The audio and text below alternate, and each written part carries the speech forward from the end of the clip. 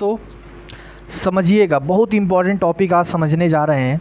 कभी आप मॉल में जाते होंगे या रेस्टोरेंट में जाते होंगे तो आपने देखा होगा कि एक एक्वेरियम आपने देखा होगा, बड़े बड़े एक्वेरियम लगे होते हैं और उस एक्वेरियम के जस्ट नीचे यहाँ पे लाइट लगी होती हैं, है ना। यहाँ पे आपने देखा होगा लाइट लगी होती हैं और इन लाइट्स, ये जब लाइट, और यहाँ पे एक्वेरियम है तो पानी तो होगा ही, वाटर होंगे।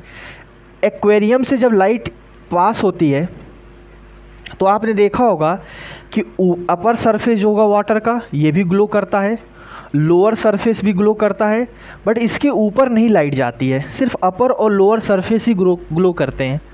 ऐसा होता क्यों है?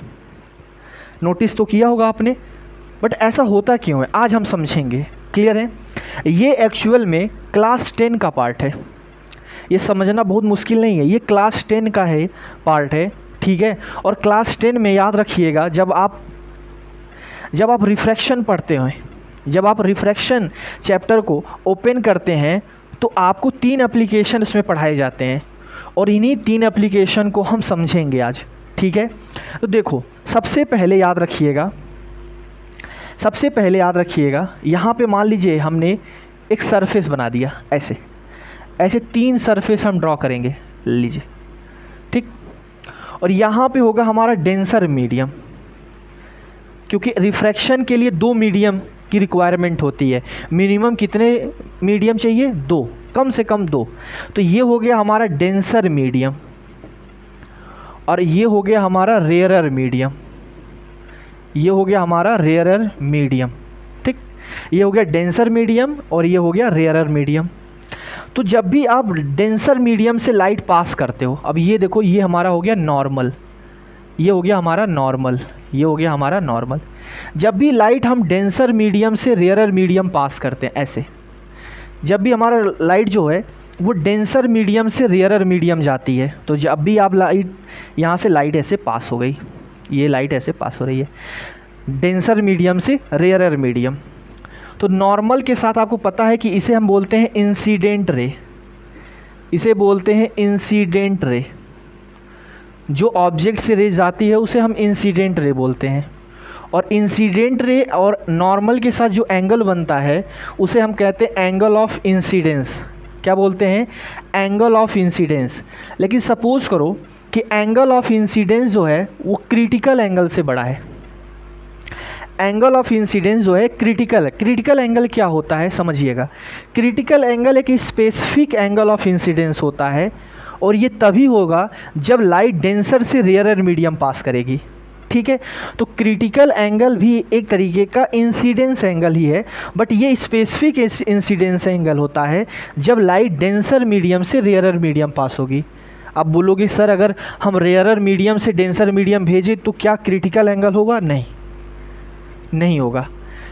तभी होगा क्रिटिकल एंगल जब लाइट जो होगी वो डेंसर से रेयरर जाएगी, ठीक है।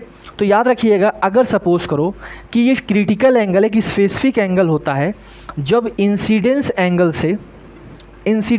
से लेस देन हो, ऐसे लेस देन हो, ठीक है। तो angle of incidence more than critical angle, तो लाइट जो होगा इसमें ये लाइट बाहर भी जाएगी, ऐसे आपने पढ़ा होगा। डेंसर से रेयरर जब भेजते हैं हम, जब डेंसर से तो अवे फ्रॉम द नॉर्मल होता है, तो ये एंगल ऑफ रिफ्रैक्शन होगा, यानी यहाँ पे रिफ्रैक्शन भी होगा, इसे बोलेंगे रिफ्रैक्टेड रे। एंगल ऑफ रिफ्रैक्शन होगा, यहाँ रिफ्रैक्टेड रे, रिफ्लेक्शन भी होगा, याद रखना, इसे बोलेंगे रिफ्लेक्टेड रे। तो जब लाइट अपने ही मीडियम में वापस आ जाए तो उसे कहते हैं ना बाउंस बैक हो जाना, तो एंगल ऑफ रिफ्लेक्शन कहलाएगा। इसे एंगल ऑफ रिफ्लेक्शन भी बोल सकते हैं हम, इसे एंगल ऑफ रिफ्लेक्शन कहते हैं, रिफ्लेक्शन, ठीक। और ये होगा रिफ्रैक्शन। क्लियर है? और यहाँ पे लाइट सीधी वैसे से भी चली जाएगी, तो एंगल ऑफ रिफ्लेक्शन भी होगा और एंगल ऑफ रिफ्लेक्टेड रे होगा और रिफ्रैक्टेड रे होगा, यानी रिफ्रैक्शन भी होगा और रिफ्लेक्शन भी होगा, दोनों होगा। कब? जब angle of incidence more then होगा क्रिटिकल एंगल से, या हम कह सकते हैं critical angle less than angle of incidence. ठीक है, दूसरा केस क्या होता है, सपोज कर ये नॉर्मल हो गया, ये नॉर्मल हो गया और यहाँ से डेंसर लाइट, डेंसर मीडियम से फिर से रेयरर मीडियम भेज रहे हैं। ये डेंसर मीडियम हो गया और ये रेयरर मीडियम हो गया। ठीक है, ये होता है इंसिडेंट रे, अभी बताया। यहाँ पे अगर मान लीजिए आई इक्वल टू सी, यानी इंसिडेंस एंगल क्रिटिकल एंगल के बराबर है, angle of incidence critical angle के बराबर है, तो याद रखना यहाँ पर रिफ्रैक्शन नहीं होगा, no refraction, no refraction, refraction नहीं होगा बट रिफ्लेक्शन होगा। इसे बोलेंगे रिफ्लेक्टेड रे, यानी रिफ्रैक्शन तो नहीं होगा बट रिफ्लेक्शन होगा, रिफ्रैक्शन नहीं होगा, रिफ्लेक्शन होगा। और ये जो लाइट होगी सरफेस पे ऐसे जाएगी, ऐसे सरफेस पे, ऐसे सरफेस को ग्लो करेगी, ऐसे सरफेस को ग्लो करेगी। और जो आर होगा वो 90 डिग्री बनेगा, है ना, ये देखो आर जो होगा वो 90 डिग्री होगा। क्लियर है। तीसरा केस, ये भी नॉर्मल है, ये डेंसर मीडियम, ये रेयरर मीडियम, लाइट जो है वो डेंसर से रेयरर जा रही है ऐसे। ठीक है, इसे बोलते हैं इंसिडेंट रे। ये जो एंगल होगा यहाँ पे, ये याद रखना, यहाँ पे एंगल यानी angle of incidence less than critical angle, या हम ऐसे भी कह सकते हैं कि critical angle more than angle of incidence. तो ऐसे केसेस में नो रिफ्रैक्शन, यहाँ भी रिफ्रैक्शन नहीं होगा, नो रिफ्रैक्शन। ठीक है, सरफेस पे भी लाइट नहीं जाएगी, टोटली सभी के सभी लाइट जो होंगे ये रिफ्लेक्ट हो जाएंगे, सभी के सभी लाइट जो होंगे वो रिफ्लेक्ट हो जाएंगे, याद रखना। Complete light bounce back into same medium, कब, जब angle of incidence less than होगा क्रिटिकल एंगल से, या क्रिटिकल एंगल जो होगा मोर देन होगा एंगल ऑफ इंसिडेंस से। ठीक है, तो 3 केसेस आपको समझने हैं। पहला केस, जब लाइट, याद रखना angle of incidence more than critical angle, तो रिफ्रैक्शन भी होगा, रिफ्लेक्शन भी होगा।